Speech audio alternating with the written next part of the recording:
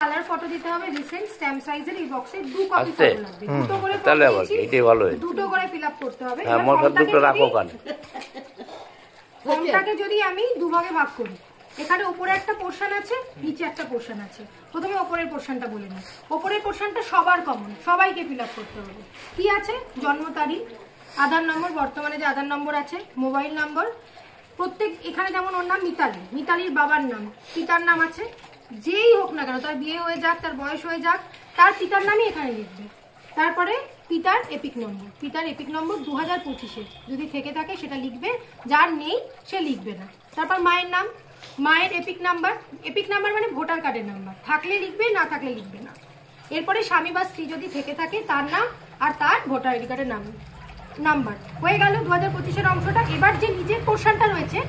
এটা হচ্ছে গিয়ে যাদের 2002-এর ভোটার রোলের নাম আছে তারা এই দিকটা ফিল আপ করবে আর যাদের 2002-এর রোলের নাম নেই যেমন যাদের বয়স একটু কম তাদের এখানে থাকবে না 2002-এর রোলে তাদের নাম নেই তাদের মা অথবা বাবার নাম আছে বা ঠাকুর দাদা ঠাকুমার নাম আছে তারা এই দিকটা ফিল আপ করবে যেমন এখানে আমি কথা বলি মিতালি বোস এর মনে হচ্ছে বয়স বেশি হয়নি ওর এদিকটা ফিল আপ করতে হবে তো এদিকেও কি ফিল আপ করবে ওর বাবা কিংবা মা কারোর একটা নাম 2002-এর রোলে আছে সেই 2002-এর রোলে যেখানে ওর বাবা কিংবা মায়ের নাম আছে সেইটা জেরক্স লাগবে সেই জেরক্স অনুযায়ী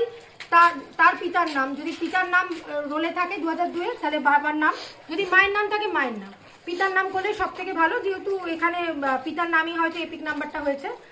তো এপিকটা হয়েছে তো এখানে পিতার নাম পিতার এপিক নাম্বার এখানে আত্মীয়র নাম বলতে বলছে যে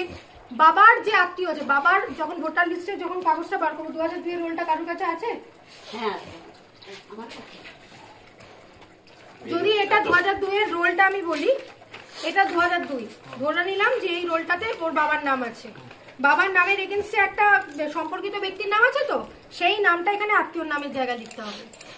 তার সঙ্গে যে সম্পর্ক এখানে লেখা আছে তার স্বামী হলে স্বামী পিতা হলে পিতা বা মা হলে মা সেটা এখানে সম্পর্কের জায়গায় লিখতে হবে না ভাই হলে হবে না বাবা মা ঠাকুরদা ঠাকুরমা জেলার নাম রাজ্যের নাম তাদের মৃত হলেও সমস্যা নেই 2002-এ তো তাদের নাম ছিল তাদের নামটা 2002 অনুযায়ী আমি লিখছি তো আমি তো বর্তমানে লিখছি না এই পোরশনটা এখনকার নয় এটা 2002-এর পোরশন এবার বিধানসভা ক্ষেত্রের নাম তখনও জগদ্দল বিধানসভা ছিল জগদ্দল বিধানসভায় লিখবে বিধানসভা ক্ষেত্রের নাম তখন ছিল 131 সেটা লিখতে হবে দেখো প্রত্যেকে যখন এই ফন্ট পেজটা বার করবে জেরক্সটা বার করবে তখন দেখবে ওপরে বিধানসভার নাম অংশ নাম সন্দেহ আছে সেইটাই এখানে ফিল আপ হবে এই যে বিধানসভা ক্ষেত্রের নাম নেই তাই তো হ্যাঁ এটা যাদের নাম নেই তার বাবার বা মায়েরটা ফিল আপ হবে তোমাদের এটা ফিল আপ হবে তোমাদের নিজের নাম